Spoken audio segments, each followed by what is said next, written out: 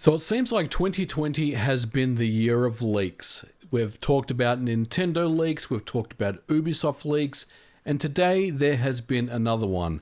Well, that's not technically true because this is something that's been going on over the last few weeks, but I thought it was time to cover Capcom with a massive data dump that's happened in the past 48 hours. So, on November the 4th, President of Capcom, Harihiro Sugimoto, sent out a press release indicating that they were subject to a security breach that was carried out by an unauthorized third party. As a result, Capcom had to shut down parts of its network, including its email and file servers. They, at the time, did not indicate if any customer information was breached, and they also mentioned that none of their games that were online, or none of their online games or websites were compromised. Capcom also did not internally initially disclose the details of the attack, but they did send out a notice to their partners that some network services were available. But what actually occurred was a lot more serious. It was discovered that Capcom's network was hit by ransomware, and a note was actually left on the server. The ransomware gang is known as Ragnar Locker, and they confirmed the cyber attack. And it actually mentions the entire corporate network has been fully compromised, and they even left proof of their actions with some hyperlinks that took them to personal information and things that were only available on Capcom's network. Now, I'm not a security expert and I'm not too familiar with how ransomware works other than just what I know from a high level, and that is the contents of the server or servers is fully encrypted with some extremely strong encryption techniques, and the only way to recover that information is to pay a ransom, hence the name, to get a decryption key from the ransomware gang that's holding your data hostage.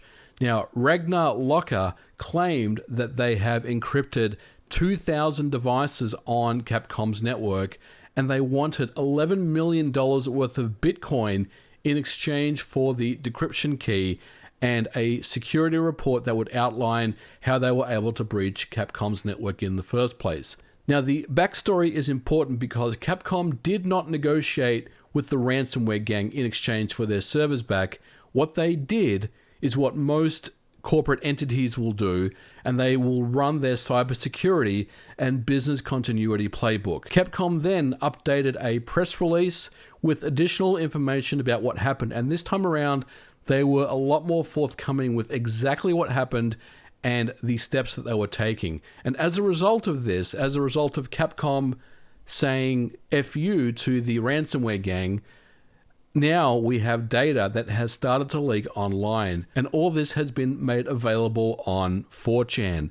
Now, this is a 60 gigabyte dump, an initial dump of what we believe is a much larger block of data, which is 1 terabyte according to the group itself. So, and there is a lot in this leak, but I will say that most of it right now is personal information, which we will not cover in this video because it relates to employees, people, personnel, all sorts of personal information that really has no business being discussed anywhere, let alone on, just my YouTube channel. But the video game related leaks is news, and a lot of media outlets have already covered this, but some of the information is a little out of date, and I do want to fill you in on a couple of more things that have been uncovered since the initial leak was disclosed to the public. Now, the first one is Resident Evil Village indicates a April release and a demo that will come out before it. Now, given that Capcom does like to drop demos of its Resident Evil games, this isn't really a huge surprise, I would say. The next one is the source code for Devil May Cry 2 has been leaked as well. Now, after a little back and forth, I was informed that indeed the full source code is in the archive and it can be compiled and it can be run. Now, to be clear, this is for the PlayStation 2 version. This is not a remaster for other systems. Now, whether it was, I'll say, lined up or geared up for compilation as a remaster, well, we don't really know that, but it does compile on a PS2 dev kit if you have access to one of those.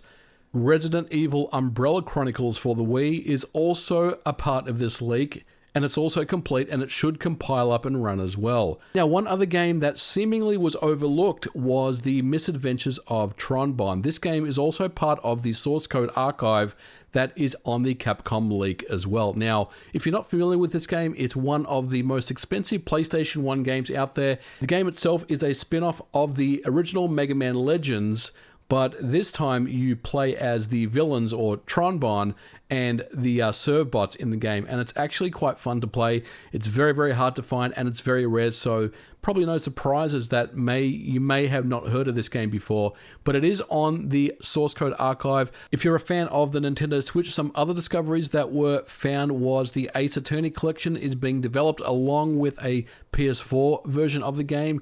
This comprises of the original Ace Attorney trilogy as well as the 2 3DS titles that were not released in the US, and according to one of the documents, there is a translation process going on at the moment, so it's possible that this game could certainly come out in the US at some point. What's even more interesting is there is a project codename Guillotine, which is a Nintendo Switch game which will be coming out in February and other systems in May. Now, we're all speculating as to what this game could be, and it'll be interesting to see if this actually does come to light.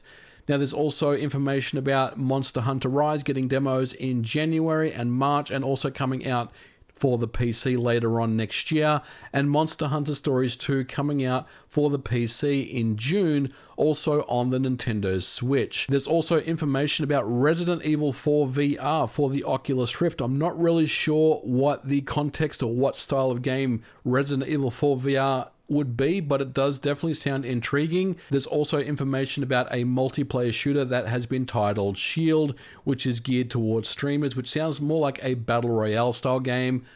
And the last, I guess, juicy piece of information is that Capcom was looking to push Resident Evil 7 and 8 on Google Stadia. I don't necessarily think that's too interesting, but it does show the commitment from Capcom on streaming services like Google Stadia. Now, for me, I don't know if any of this stuff is actually going to come to light other than the Resident Evil Village thing. So anything like this where there are leaks, where there is a roadmap of 2021 in slide decks and presentations, doesn't necessarily mean that this stuff gets greenlit and actually goes through all the way to production and release out to the public. A lot of things do get canned along the way when it comes to being a software house like Capcom.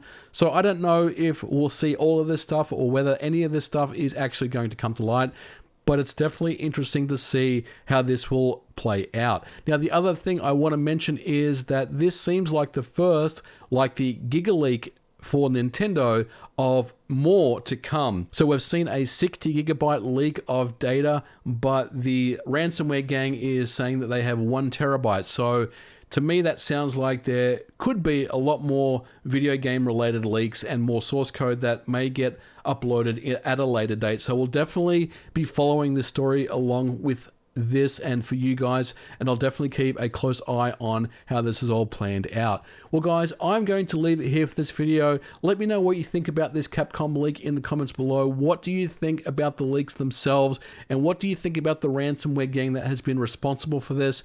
And I definitely want to hear what you guys have to say on this one, because I do think it's an interesting story. Just like Nintendo and just like Ubisoft recently, Capcom is, you know, they have a lot of tough questions that they have to answer their shareholders with regards to how this all happened. But I do think it is unfortunate to see these types of things happen, but I definitely will keep a close eye on it. Well guys, we are going to leave it here for this video. Thank you so much for watching. If you liked it, leave me a thumbs up, and I'll catch you guys in the next video. Bye for now.